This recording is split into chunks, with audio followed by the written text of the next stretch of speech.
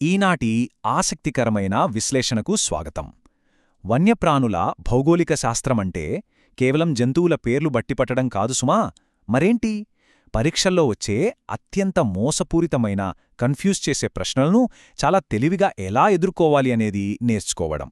ఇదొక రకంగా చెప్పాలంటే మార్కులు స్కోర్ చేయడానికి ఒక బ్రహ్మాస్త్రం లాంటిది.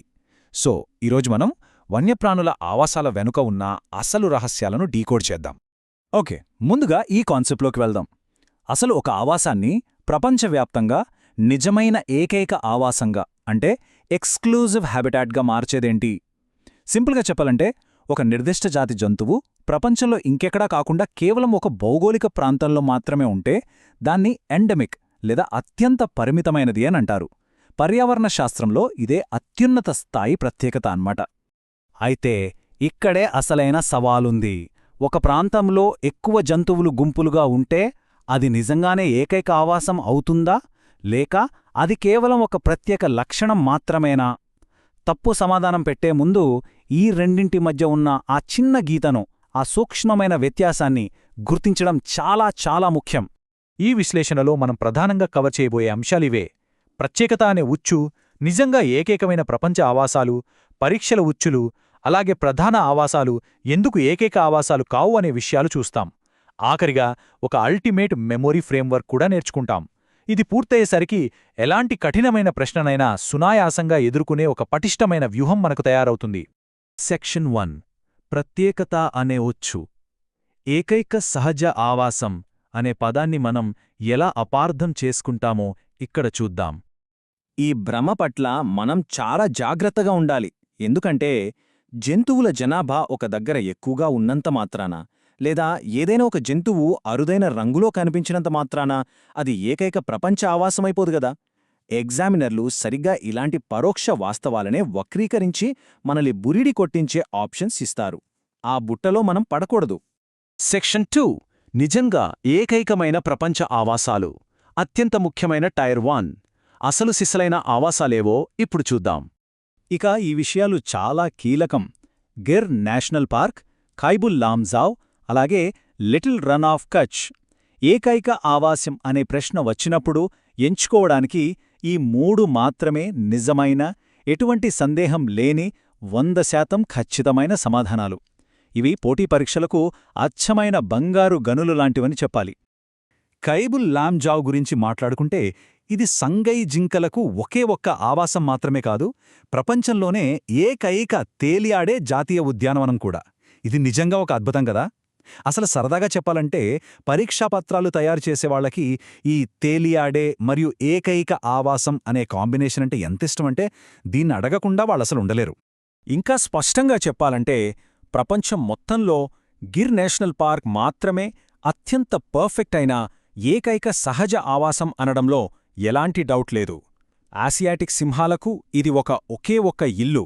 ఇది 100% వివాదరహితమైన ఒక అబ్జల్యూట్ స్టాండర్డ్.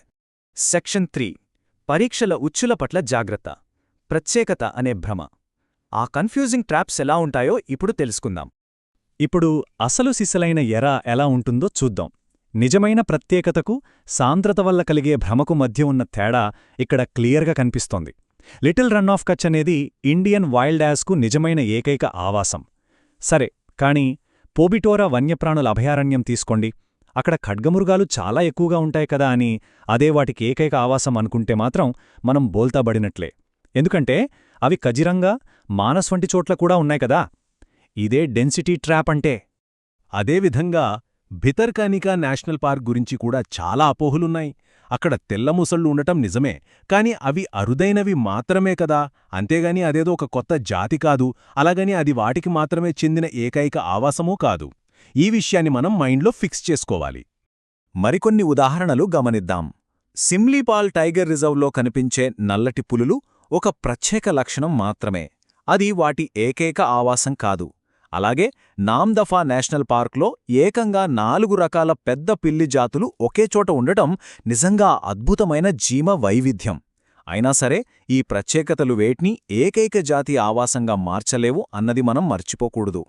సెక్షన్ 4: ప్రధాన ఆవాసాలు ఏకైక ఆవాసాలు కావు. గందరగోళానికి గురిచేసే అత్యంత సాధారణ విషయం. ఇక్కడ మనం ఇంకొక ముఖ్యమైన విషయం గమనించాలి. ఈ ఏకైక సహజ ఆవాసం మరియు చివరి ప్రధాన ఆవాసం అంటే లాస్ట్ స్ట్రాంగ్ హోల్డ్ మధ్య చాలా డిఫరెన్స్ ఉంది. ఒక ఆవాసంలో మాత్రమే ఒక జంతువు ఉంటే అక్కడిది అంతరించిపోతే ప్రపంచం మొత్తంలో పోయినట్లే. కాని చివరి ప్రధాన ఆవాసం అంటే అలా కాదు. అక్కడ వాటి జనాభా ఎక్కువగా ఉండి ఉండొచ్చు, కాని చారిత్రకంగా అవి వేరే ప్రాంతాల్లో కూడా జీవించి ఉండవచ్చు కదా. సో అది ఏకైక ఆవాసం అవ్వదు. దీన్ని ఇంకా బాగా అర్థం చేసుకోవడానికి డాచిగామ్ మరియు సైలెంట్ వ్యాలీ నేషనల్ పార్కులను తీసుకుందాం. డాచిగామ్ అనేది హంగల్ లేదా కాశ్మీర్ స్టాగ్కు ఒక ముఖ్యమైన చివరి ఆశ్రయం లాంటిది.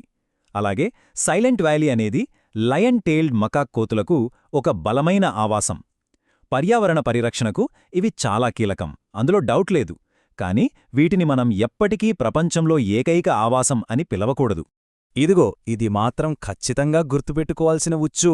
ఒకవేళ డాచిగామ్ అనేది హంగల్కి ఏకైక ఆవాసమని పొరపాటున అనుకున్నామా, అంతే సంగతులు. ఆ మార్కులు కోల్పోయినట్లే. పరీక్షల్లో ఎంతోమందిని దెబ్బతీసి అత్యంత సాధారణమైన తప్పు ఇదే. అసలు ఈ ఉచ్చులో మనం పడనేకూడదు. Section 5 ultimate memory framework. ఈ చీట్ కోడ్స్ను మనం మైండ్లో ఎలా లాక్ చేసుకోవాలో చూద్దాం. సరే, ఇప్పటిదాకా చూసిన సమాచారాన్ని మెదడులో పర్మనెంట్గా ఫీడ్ చేసుకోవడానికే ఒక 3 స్టెప్ గేమ్ ప్లాన్ చూద్దాం. మొదటిది ఈ నాన్ నెగోషియబుల్స్ అంటే గిర్, కైబల్ మరియు కచ్.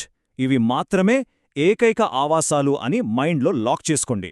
రెండవది రంగు లేదా సాంద్రత అనేది కేవలం ఒక ప్రత్యేక లక్షణం మాత్రమే అని గుర్తించండి. మూడవది చివరి ఆవాసం అనగానే అది ఏకైక ఆవాసం కాదనే ఉచ్చును ముందుగానే పసిగట్టండి.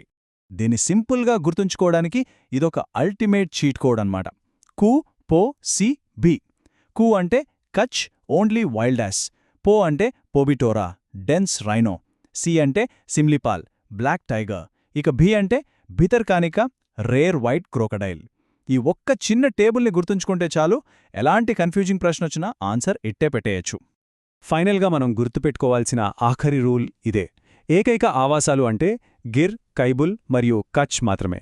మిగిలిన ప్రాంతాలు పర్యావరణపరంగా ప్రత్యేకమైనవే అవ్వొచ్చు, కానీ అవి ఏకైక ఆవాసాలు మాత్రం కావు.